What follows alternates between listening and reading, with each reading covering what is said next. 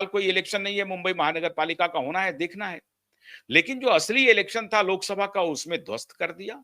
विधानसभा का जो इलेक्शन था उसमें ध्वस्त कर दिया। और अब इतनी ताकत वो जुटा पा रही है कि हमारे और आपके गुस्से को झेल रही है। लेकिन राजनीति की बारीकी को हम आपके सामने आज रख रहे हैं। रविवार के दिन आपको ये बात समझनी चाहिए, जरा ध्यान से देखिए। भारतीय जनता पार्टी ने बड़ी ही बारीकी से इस दोनों बाप बेटे के जड़ को पूरी तरह से खत्म कर दिया, निस्त नाबूद कर दिया।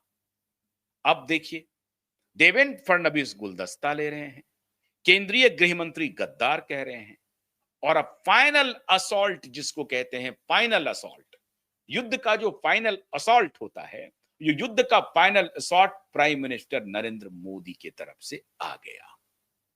अभी तक आपने कहीं भी किसी मौके पर नरेंद्र मोदी को इस बाप बेटे के खिलाफ कोई बयान देते हुए नहीं सुने होंगे, चुनाव को छोड़ करके कभी नहीं सुना होगा आपने। लेकिन ये आपके अभियान की, क्यूबाइब के सतत अभियान का परिणाम है कि गृह मंत्री तो बयान दिए ही, अलर्ट जब हम करते रहे, उनको लगता रहा कि लोगों में गुस्सा है, लोगों में नाराजगी है, दिशा के पिता के एफआईआर को न करने को लेकर के, दिशा के हत्या की जांच न करने को लेकर के, सुशांत की हत्या की जांच न करने को लेकर के जो लोगों में नाराजगी है, उसको ये सरकार अंदर ही अंदर समझ रही थी और उस पर काम भी कर रही थी।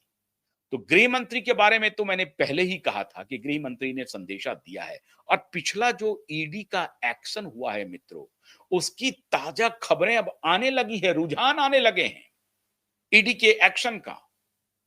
सारे तार, जैसा मैंने पिछली बार आपको बताया था कि 8 ठिकानों पर जो ईडी के छापेमारी हुई है, वो सब छापेमारी में इन दोनों बाप बेटे के जितने शागिर्द हैं, उनके नाम आ रहे हैं। लेकिन हमको आपको जानकारी नहीं है, मीडिया ब्रीफ भी, आपको मीडिया की ब्रीफिंग भी नहीं होगी, ईडी की तरफ से आपको बताया भी नहीं जाएगा। एक तरफ तो कार्रवाई हो रही है ईडी के सहारे, उनके जितने जो स्लीपर सेल काम कर रहे हैं, जिनका संबंध इस बाप बेटे के सहारे एनसीपी के बहुत सारे नेताओं से है और बॉलीवुड के एक्टर से है, जहां इसका बेटा, ये जो बेटा है, ये डायरेक्टली इन्वॉल्व था डिनो मारिया, इन सब लोगों के साथ जो मिलकर के, रिया चक्रवर्ती के साथ जो चरस का और गांजा का और बीड्स का जो धंधा चल रहा था इनका, उसके ऊपर एक तरफ अटैक हो रहा है। और जो ऑपरेटिव्स हैं, दाऊद अब्राहम के जो ऑपरेटिव्स हैं, उसकी कमर तोड़ी जा रही है। एक ऑपरेशन तो ये चल रहा है। इसलिए मैं कह रहा हूं एसएसआर वॉरियर को और दिशा के लिए न्याय मांगने वालों को कि आपकी लड़ाई अनसुनी नहीं हो रही है, आपकी लड़ाई सुनी जा रही है और आपको सफलता मिल रही है। आप इस गलत फहमी में मत रहिएगा कि आपको सफलता नहीं मिल रही है। आपको सफलता लगातार मिल रही है। हम कामयाब हो चुके हैं हम कामयाब। वरना ईडी की जो कार्रवाई हुई, उस कार्रवाई का कोई नतीजा नहीं निकलता। ईडी की कार्रवाई का नतीजा निकल रहा है। एक तरफ तो दाऊद, ये जो लोकल ऑपरेटिव्स हैं, वो बॉलीवुड का कनेक्शन, उसके कमर पर सीधा हमला हो रहा है। मतलब ड्रग कार्टेल का जो धंधा चल रहा है ऑर्गेनाइज तरीके से, उसको पूरी तरह से केंद्र सरकार ने डिसमेंटल कर दिया है।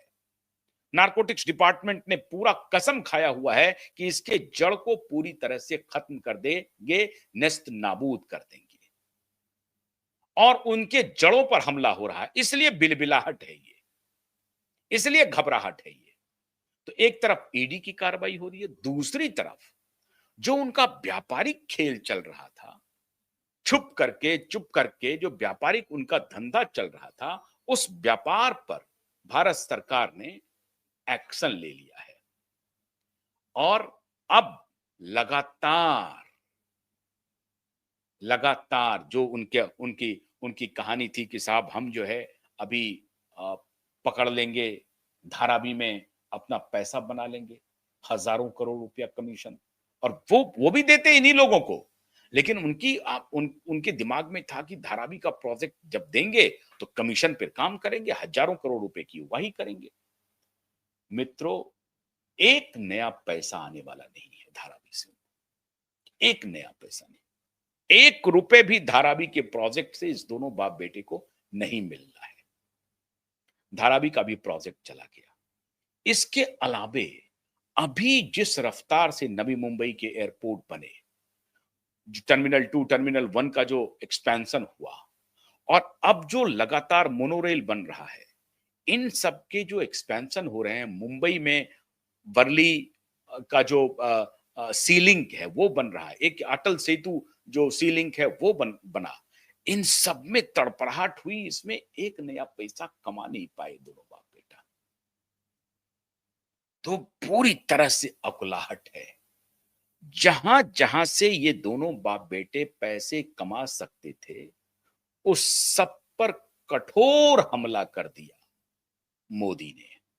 और साफ-साफ मोदी ने कह दिया कि पिछली सरकार ने आपके डेवलपमेंट के प्लान को पूरी तरह से डिरेल किया और भारतीय जनता पार्टी और हमारी जो एनडीए है, नव एनडीए, ये दोनों मिलकर के महाराष्ट्र के विकास के लिए कार्य कर रहा है।